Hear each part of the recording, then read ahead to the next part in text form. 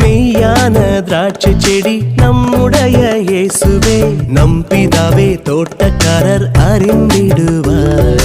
மெய்யான திராட்சை செடி நம்முடைய இயேசுவே, நம் பிதாவே தோட்டக்காரர் அறிந்திடுவார்.